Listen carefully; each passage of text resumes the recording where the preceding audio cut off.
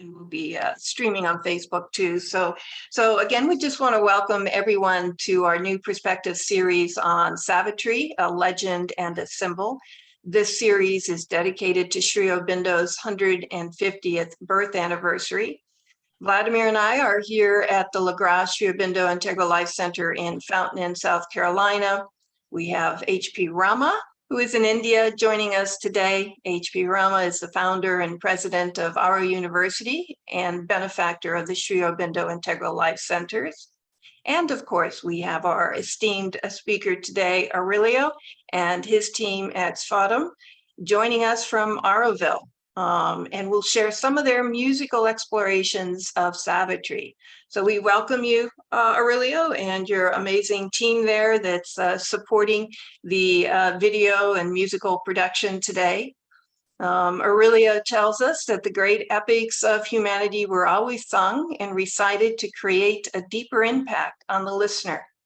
Special readings of Sri Aurobindo's epic are available by great musical compositions of Sunil Bhattacharya. But so far, only a few attempts have been made to let the natural word melody and the rhythm of the blank verse of the poem flow into chant and musical renderings. Having 24 such compositions on his website, Savitri Solar Dharn, which I'll be posting in the chat box shortly, Aurelio will share today about his explorations, the process of working with the mantric word, and its inherent musical unfolding. So again, we are thrilled to have you and your team here today, Aurelio, and I'd like to turn it over to you now. Good evening, everyone. I'm sharing greetings from Auroville. I just had an evening walk in the Madhumandir Gardens. Madhumandir in its full splendor. It's always so beautiful when the sun sets, the golden Madhumandir shines through the night. And probably you will see it also wherever we are in the world. We have this amazing conjunction between Jupiter and Venus actually in the evening sky. And when I walked around it, I saw them right above Madhumandir. And in India, we say it's Guru and Shukriya. It's basically the master teacher, and the Shakti. And it was so beautiful. And I said, there they are, and the sky is above us and shining and blessing us and sending their message and their blessings, how to say, in all of us. So I just wanted to share this image. I'm always very happy that LaGrasse actually connects people around the world and that we can participate, that it also gives an opening for Auroville, for this amazing research happening in Auroville, and that you bring together scholars and artists and visionaries from all over the world. I was very touched, actually. I had watched also the presentation of Shradhalu, where so beautifully he actually talked about the descent of Narad through the spheres. And it was very beautiful for me because I had prepared a presentation in Savitri Bhavan on the same subject, because it's so obvious how Narad comes from the subtle and enters through the elemental spheres and comes down in manifestation and expresses basically through his chant. He's there when Savitri appears. So the chant is there when actually the solar word comes back from her journey, from her quest, and arrives back in the palace with the message that she found her soul partner, that the soul of the earth is basically embraced. She found him, and now they want to be in union, and there's nothing which can actually hold them back from it. And then this whole book of fate starts, yeah, and the question of the problem of pain in the world. And basically what I think I want to offer a little tuning for us together, whoever is with us from different parts of the world. When I was the first time in Pondicherry in 1985, what immediately attracted me in Sri Aurobindo's writing was actually, I started off with the secret of the Veda. And there was this opening of the past, basically, of the ancient past, in this beautiful imagery of the gods, and how Sri Aurobindo basically, how he used his golden key of unveiling the Vedic deities in their psychological powers and energies. So there was an opening into the vistas of the past. When I had asked some old sadhaks, what is the most essential reading of Sri Aurobindo, what is the essence of it, they gave me the little book of the Mother. And I felt like that was really opening for me the presence of the Shakti. It brought the Shakti into my life in this beautiful description of her four powers and her universal and individual and manifested expression. But when I opened into Savitri, actually it was like, here is the future. So there was this really a revelation from the future.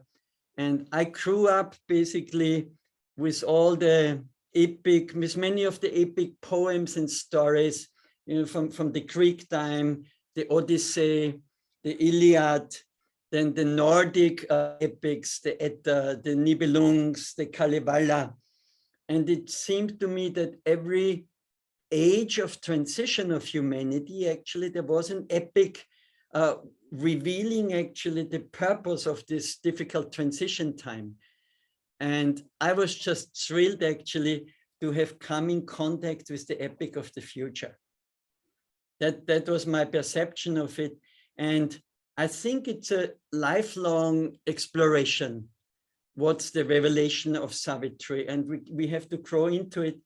I remember one time I had presented some of the songs and music in Savitri Bhavan.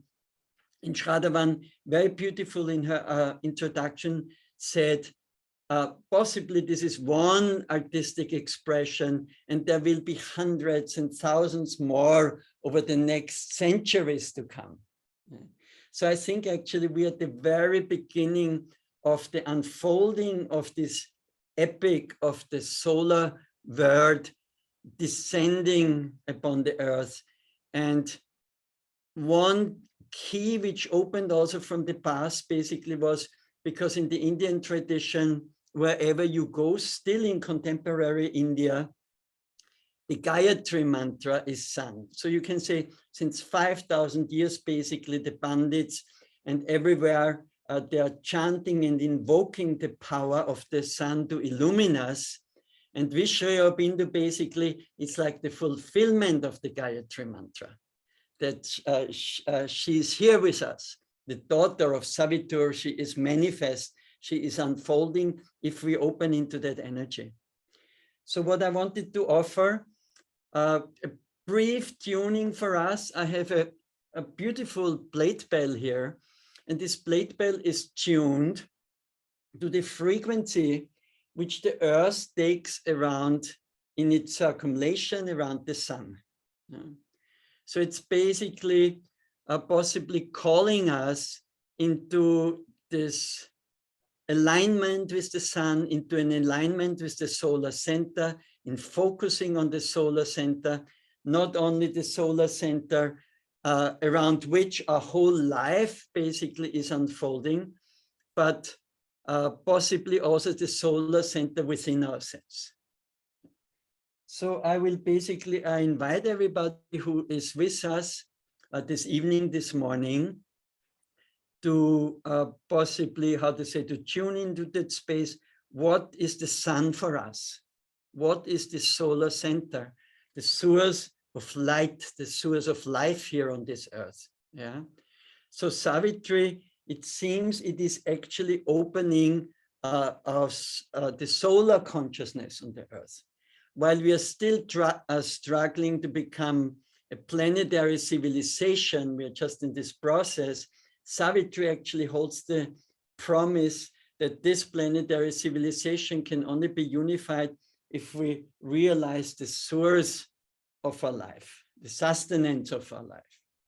So I'm inviting everybody to tune in. What is the sun for you? What's the image of the sun? the epic poems, they work with strong imagery. Yeah.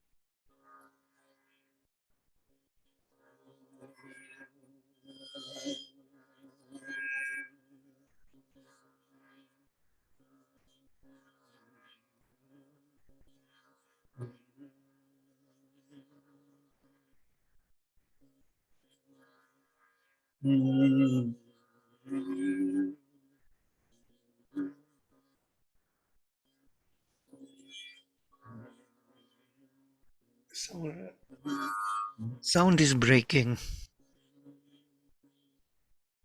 Sound is breaking and not very loud. The sound is breaking and not very loud.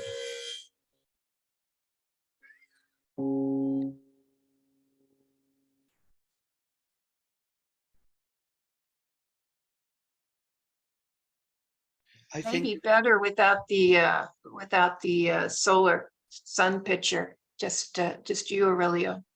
I think when you make a sound, there is a one button there. When you share the picture, in the sharing there will be sound, share sound, and optimize video clip. These two have to be on. Yeah, when you share. Yes. You can share the picture, but please share also the sound and optimize video clip, and then it will be fine. Yeah, I think Zach heard it, yeah? Let's just try. How to say one more?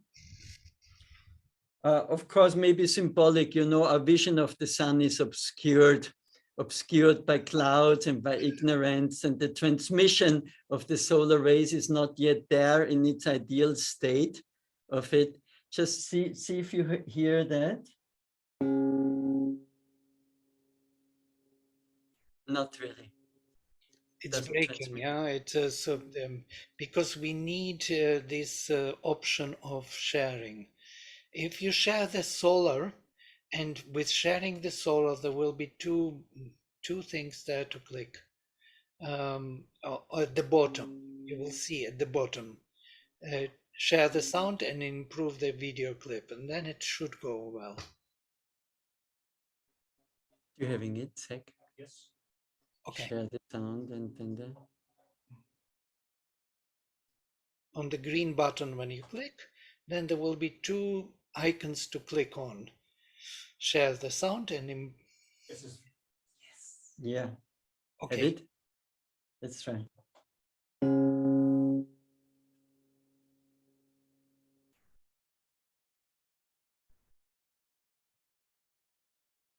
Try it one more time, Aurelio. Let's see. We'll see if we can hear. One more time, so they didn't hear it. No, it doesn't work then.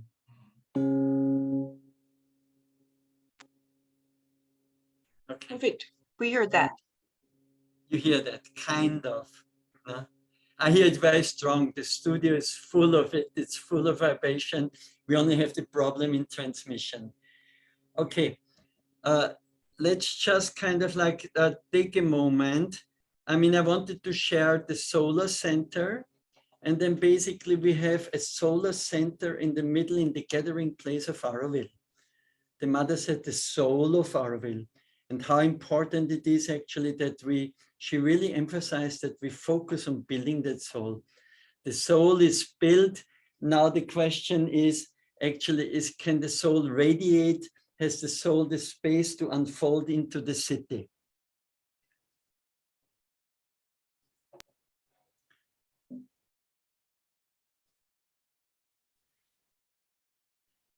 And the third layer of it, if we have the solar center outside, we have the solar center in midst of our community, in midst of the Sangha. We can also possibly only recognize the solar center in the Sangha if we also come in touch with the solar center within. And it seems that Sri Aurobindo gave us an amazing tool in Savitri. Actually, if the whole, this 24,000 lines of the epic poem are an outpouring of the creative solar word. Every line has the potential actually of bringing us in contact with it. And at the same time, also in the book of the Traveler of the Worlds, in the book of Fate, in the dialogue with death, in the debate with death, seeing all the hindrances and obstacles of coming into full contact and absorption with the solar center. Let me check. When I speak, my voice is clear. That's no problem. Yes, it's very clear. The point is here that if Zach can go to the audio setting and choose the original sound for musicians. It is. It is. Yeah. Okay, good. He says it is. Now let's hope actually, because we prepared, I want to move through. We prepared many sound samples, small clips actually, to reflect a little bit on my journey with Savitri. It happened from the very beginning, actually, while reading lines of Savitri, and the way I used Savitri, I think many of us actually initially, we used it of just opening the book. It had somehow almost the function of an oracle, of calling the momentary energy of the place, of the situations.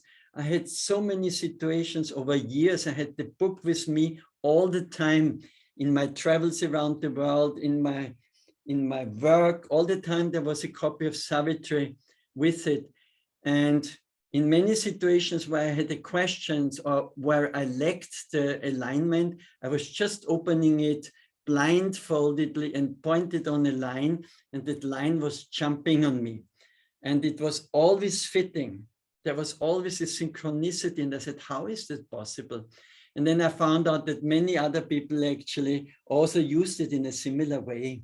So it became the closest companion and friend in the sadhana. And often when there was a line, basically seeing it for the first time and maybe reading 2-3 times over the same verse, suddenly it started to move inside and it started to come into a melody, into an unfolding. And maybe if Zach can prepare that, I want to share the first image. So I was in Pondicherry and then I went back and I stayed in this isolated mountain valley in the southern Alps of Austria. And when I got this passage of Savitri, Sri Aurobindo speaks about that all the world's possibilities are waiting as the tree waits in its seed. And I had this image of the banyan seed, if you know that the banyan seed is tinier than a sesame seed. And then that in this seed, the potential of it, of this huge banyan tree, waiting to burst out, to come forward, how to say, and to manifest. So Zach, if we can hear this sound sample and see actually if the transmission works on this one. Yes, on the sound. No? Yeah.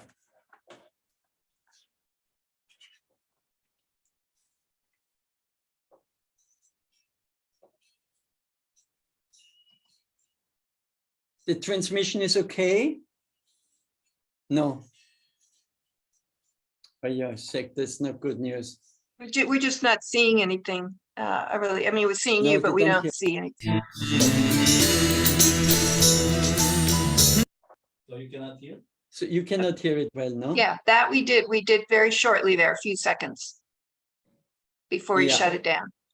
Okay. Yeah, but please tell us, because we have prepared, we wanted to bring you through all the different sound samples. This has to work, otherwise we kind of like have to find a different way.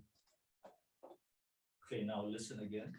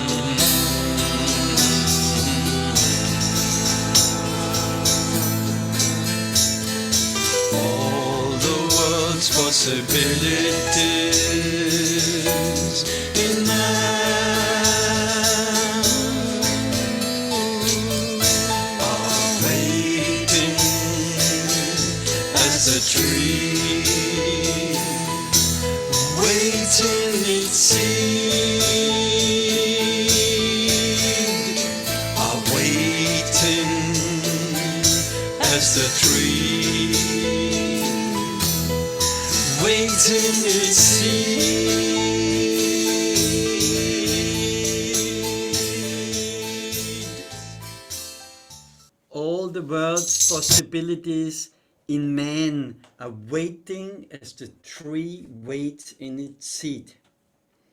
How was the sound? Still not optimal, no? It was good. Sound was good. Okay, yeah. So that basically, I think that was the first line, the first song basically which came out of it, and that was about more than 30 years ago. Now, when the lockdown happened, actually, I don't know if it was with the COVID, I faced actually some challenge with my breathing, with some childhood asthma problems and all of that. And I actually felt moved. I said the only way out is that I would sing more. I want to work with my voice. I did breathing work. And out of this process, actually, over a few months, it so happened that I was invited to a studio in Auroville, and over the course of 2-3 months, we recorded 24 of the songs. And for me, that the seeds, that image of the seed and all those possibilities were the beginning of it. All that has been renews in him its birth. All that can be is figured in our soul. So if that's okay, I basically thought how we can go step by step in this process, how the different lines came and unfolded through it. What was striking for me at that time, the realization that the whole of Savitri, these 24,000 lines, actually happened in one day. It starts at the dawn of the significant day. This was the day when Satyavan must die. And it ends actually in the dusk of that same day when they return basically, and Chumatsena has found his eyesight again, and there's this unity of Savitri bringing Satyavan back from the underworld, so to say. No, that was so amazing for me to understand this whole, the significance. It's there in one rotation of the earth. Yeah, while we're traveling around the solar center, all of this transformation can happen in a 24-hour cycle. And Sri Aurobindo, of course, in this one day, he backs the whole history of human civilization and the future of it into it. The next, there were those two songs actually which still were there in the Austrian forest, and the next song for me was basically a line on the from Savitri, and it said, "For somewhere on the longing breast of earth, thy unknown lover is waiting for you." Yeah, that was when the King Ashwapati sent Savitri out into the world to look for her soul partner, to look for the soul of the earth. And I think that line actually churned in me the adventure, the traveling, and eventually come to Auroville. So if we can listen to that line of it, just the beginning again, we just show small excerpts of it. For somewhere, somewhere, somewhere on the longing breast of earth, breath of earth, thy unknown lover waits for me. The unknown, the unknown, thy soul has strength and needs no other guide than one who burns within thy bosom's power.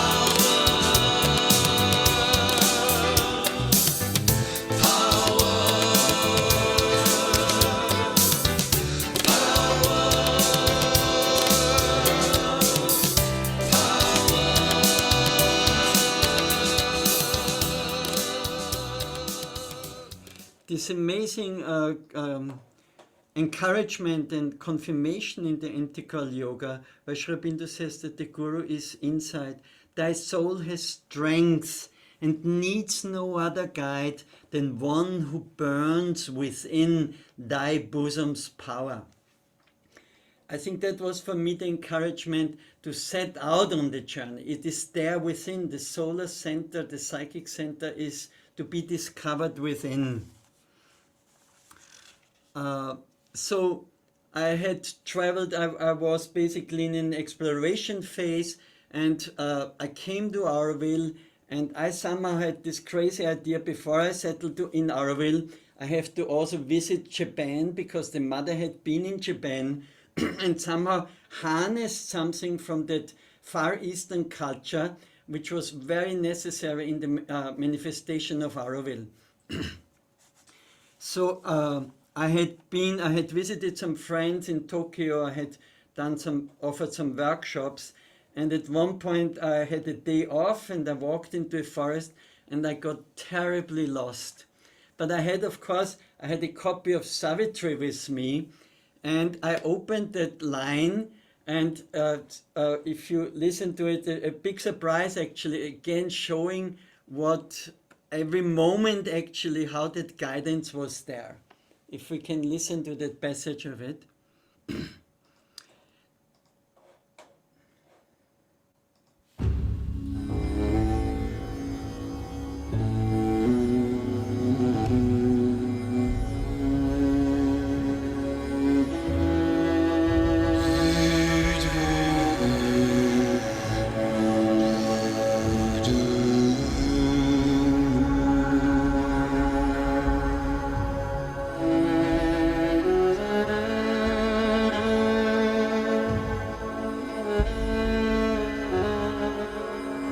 I wandered, lost in woods. I wandered, lost in woods. I heard a call.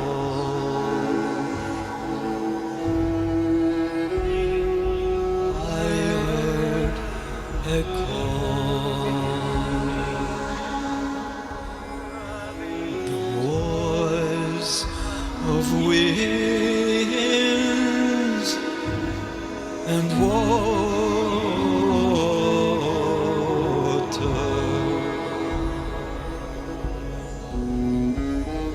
Voice of winds and waters,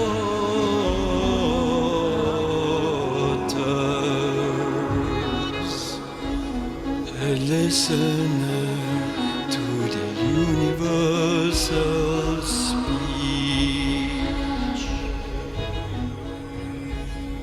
a listener to the universal speech. I heard a call. I heard a call.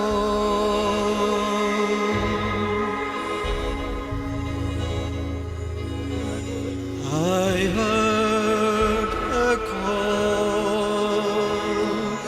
The echoes of a word supreme.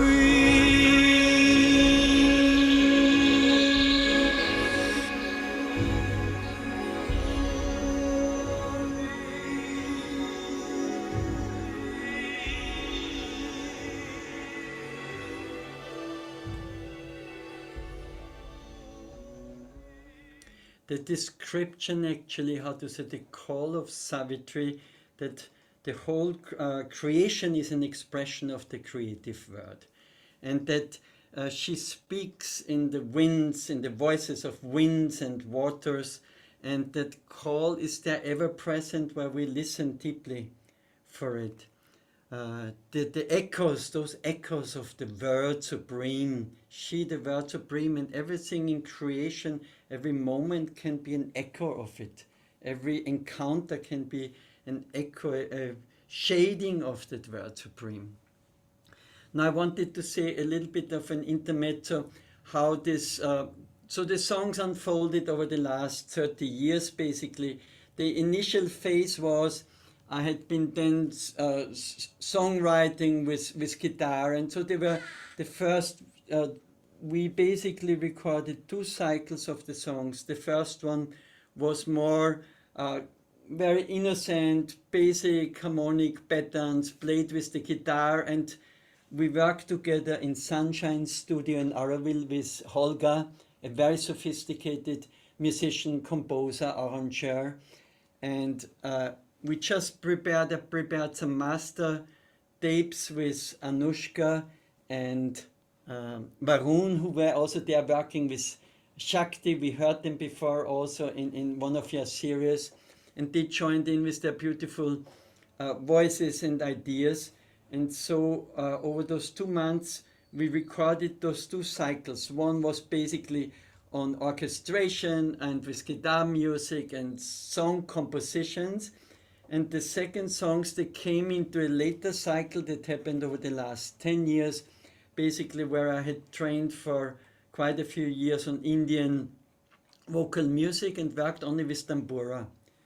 So it was very interesting for me to see the first more innocent approach, to see how basically the music happened, how it came through.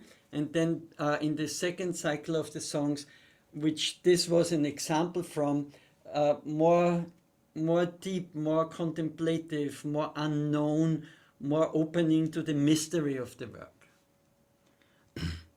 I just immediately would like to jump into the next sample, and possibly I haven't mentioned it. I don't know if there are listeners in this space also, if it would help maybe if they have earphones for a better quality actually and listening to the details.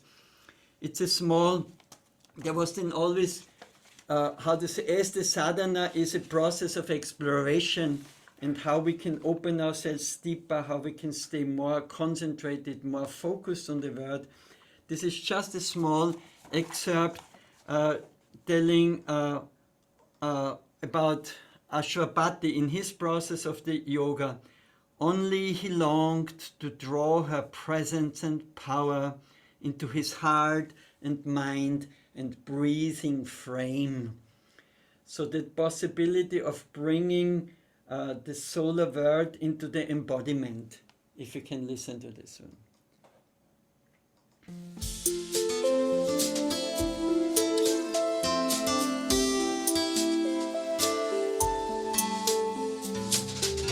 Only he longed to draw her presence and power into his heart and mind, into his heart and mind, and breathing frame.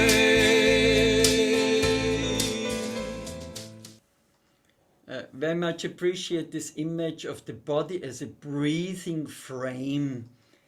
And I think that's what happened. Not only as narrated, Savitri has to be read loud.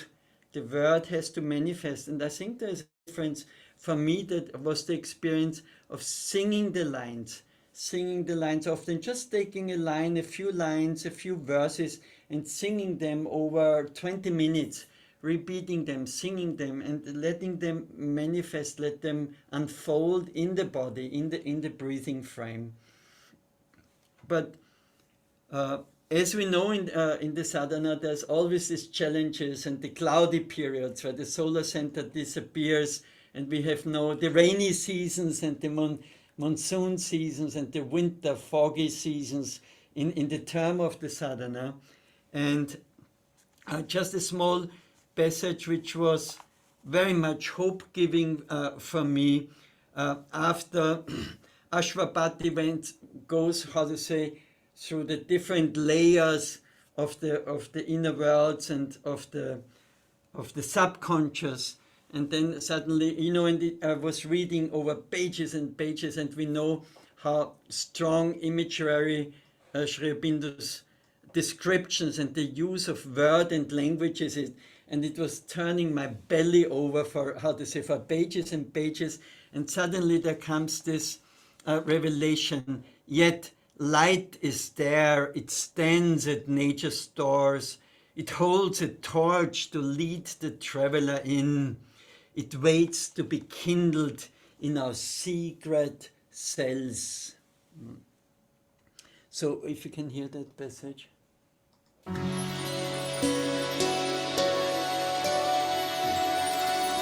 Yet light is there, it stands at nature's doors, it holds a torch to lead the traveler in, it waits to be kindled in our secret cells. It is a shining warrior in the mind, an eagle of dreams in the divining heart, an armor in the fight, a bow of gold.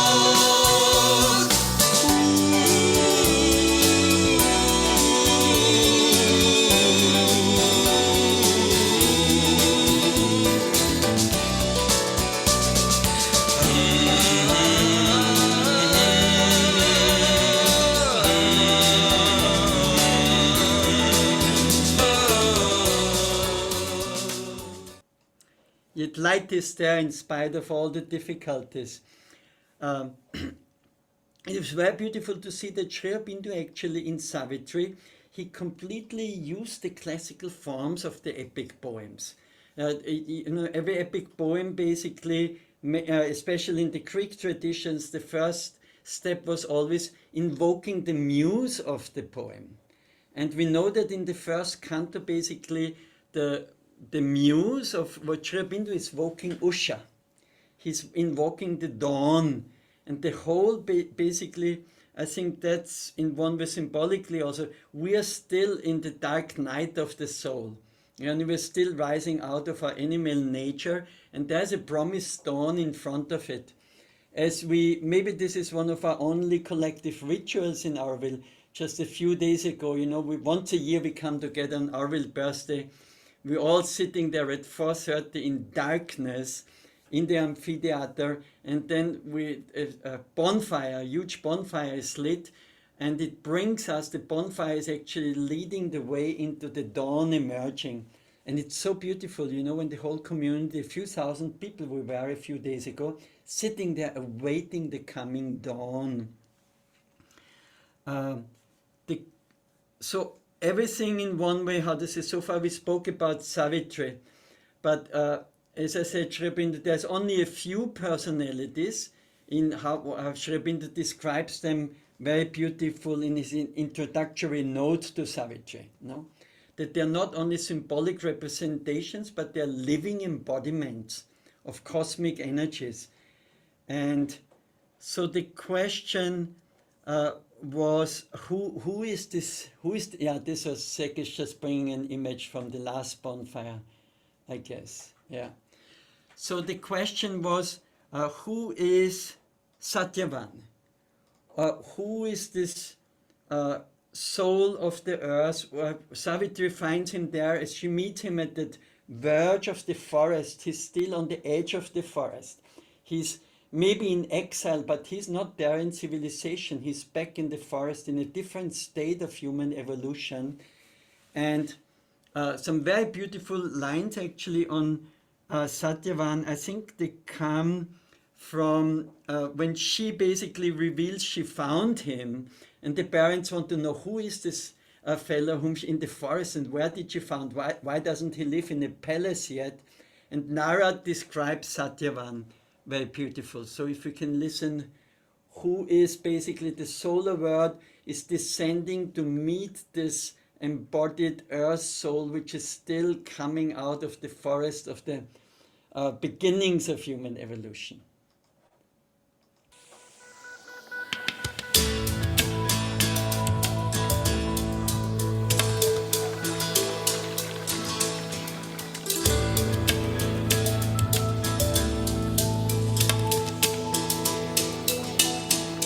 A silence waiting to a hymn of joy, a star of splendor, or a rose of Satya. Satya.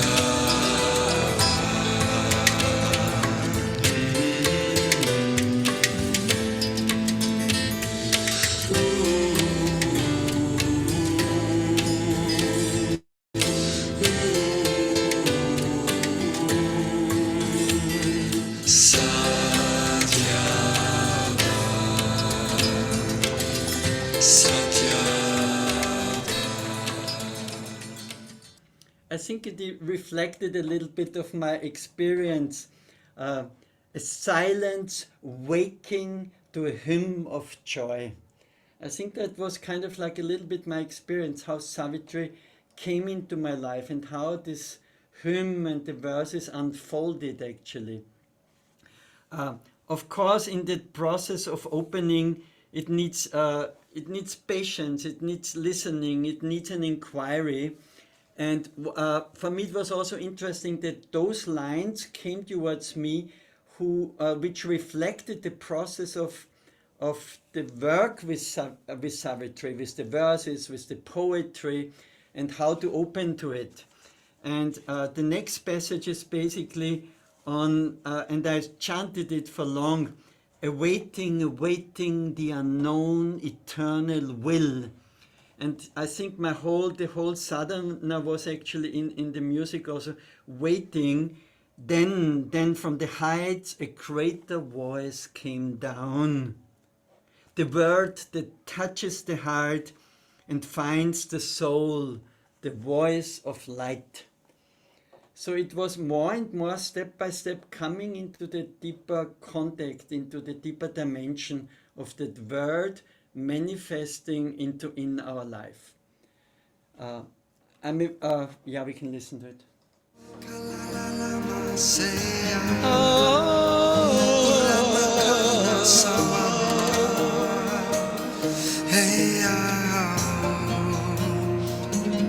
And from the heights a greater voice came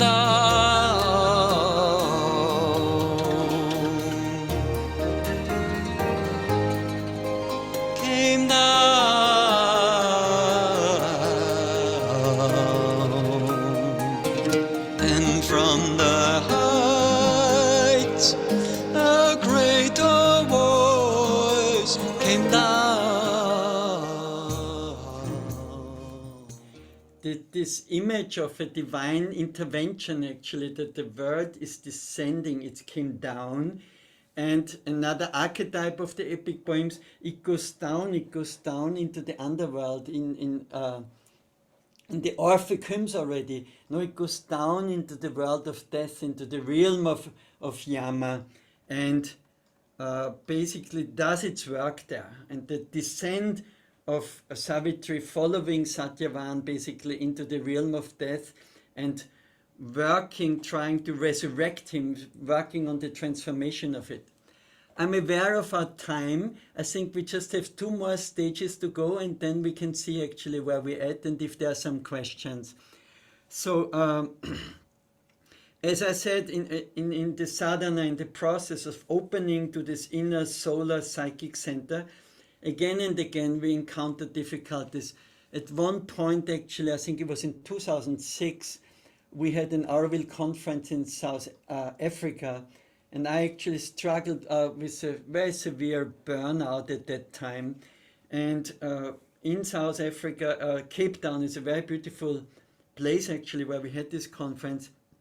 I just had Savitri with me, and I recuperated my energy of walking with it, walking over the Table Mountain from all different directions for hours and days with lines of Savitri.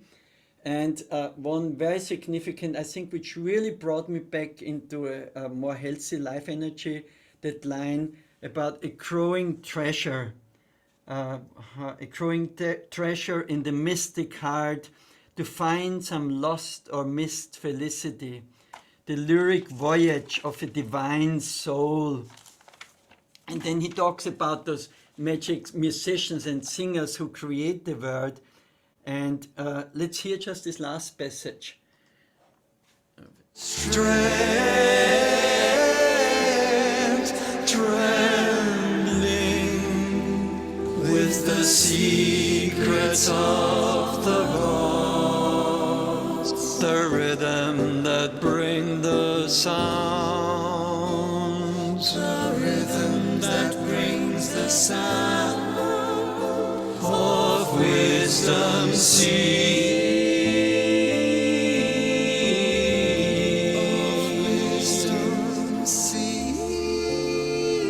Wisdom sea,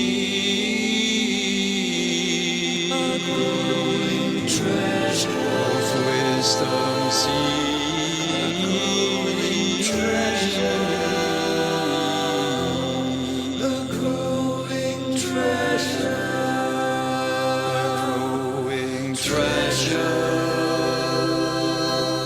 a growing treasure.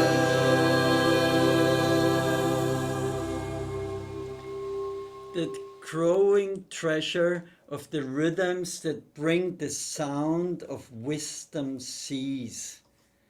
And I think it's that the power of this amazing mantric poetry, that in this fivefold iambic pentameter, that carrying language, that carrying waves of sound which keep on going, and this amazing gift which Rabindo actually offered to the world, that he managed to bring that mantric quality of speech into the English language.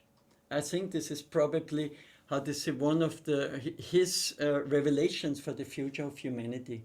I think we're coming to the end, just from a passage, answering Earth's yearning and her cry for bliss. And in this, the answer of it is Savitri. And she basically revealed the secret word. Let's listen to that last passage of Savitri really coming into manifestation.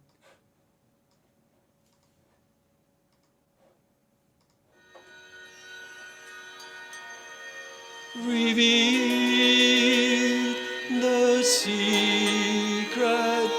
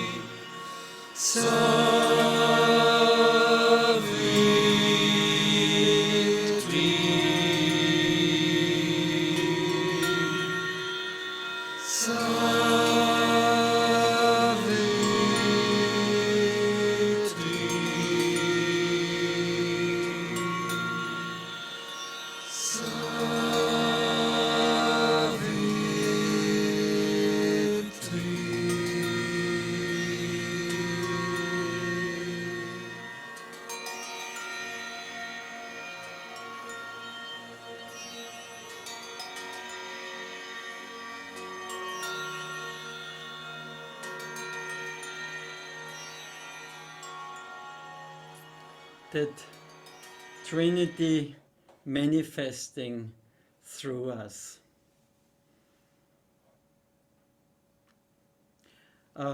I hope actually that I could convey a little bit. All those things actually happened. I was not programming them. I was not looking for those experiences. I was just, how to say, in a beautiful, growing relationship with the power of Savitri, with Sri Aurobido's gift to the world, to the future of humanity. Thank you. Thank you. Thank you, Aurelia, so much. It was a great joy to be with you and to listen to these pieces. You know what they reminded me? Our sessions with you in Verity Hall when the crowds were humming, singing, and then you were taking one line from Savitri and introducing it into this choir, and it was echoing and re-echoing. And I think over years you built that kind of aspiration towards these lines. They were always coming to you spontaneously.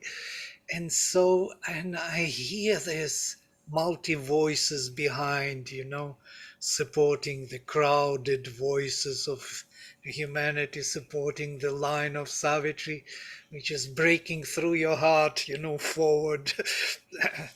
It's very beautiful. It's actually wonderful. Thank you for sharing this. You know, it was also in, how to say, in the traditions, originally the epic poems, how to say, even the, how to say, the Iliad and Odyssey, they were actually sung. They came from the oral tradition, even before the written word. The Kalevala, the Nibelung, the Edda, they were all sung poets, because I think the singing speech is actually, it's like poetry, no? It comes from a different layer than prosaic speech. Right, right. You have a few questions here. And also, yes, amazingly beautiful people write. Thank you so much, Aurelia, for mesmerizing our long musical journey with Savitri. These are not questions, these are um, rather, appreciations and joy to be with you. Music is marvelously beautiful. So you have to continue this journey and, bring Savitri in this new wave to us, in the way of creativity, of opening, subjective opening to it, hearing it differently, how it is a kind of musing on the strings of our soul and heart.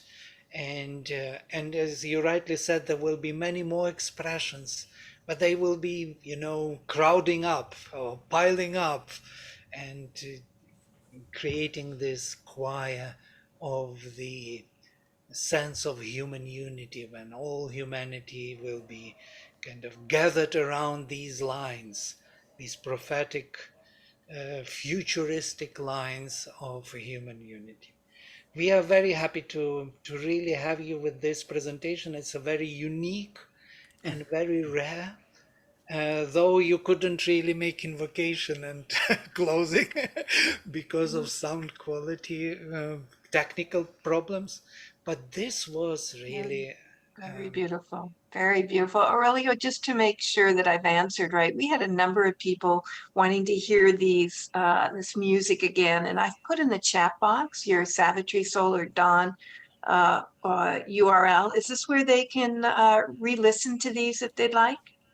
Yes, I think actually from that website which we had created for Sri Aurobindo's 150th work, SEC we brought it also in together with Mother's Symbol. There is a link then, and it goes into SoundCloud. There's also a possibility in Svaram on our web shop. Actually, people can download all the tracks. And I think it's just free on donations. And on SoundCloud, there's actually an immediate access to it. You know what? I haven't shared much of it. It didn't go public or anything. I was a bit shy about it. How to say? It is not for the public, I think. It needs an inner listening. It needs a listening of the soul. But I'm very grateful for the collaboration with Holger and Anushka and Varun, the creation of it actually. I mean, the songs were there, and as Vladimir said, we always sang them in small groups and in Savitri Bhavan. But over the lockdown, it gave an opportunity to actually put them into the box, so to say, parcel them so that we can share them. It was a very beautiful process because with each song we worked, actually something deep happened. And then again we felt in the small collective actually, hey, there's something else in this poetry. It's not just a written poetry or poem, it's a transforming power of the word is hidden within.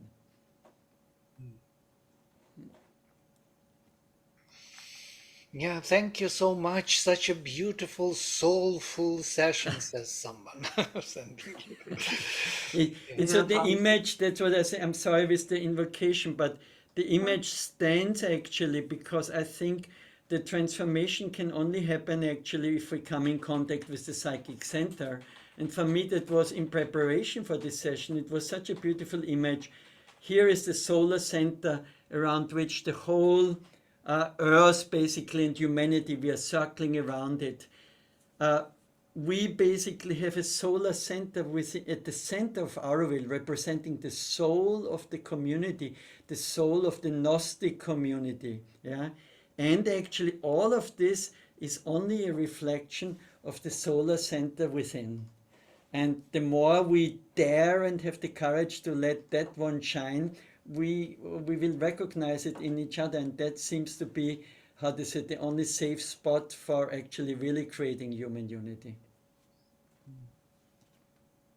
Beautiful. Thank you so much. It was Thank you so much. wonderful, wonderful session. Beautiful. We look forward to have more from you.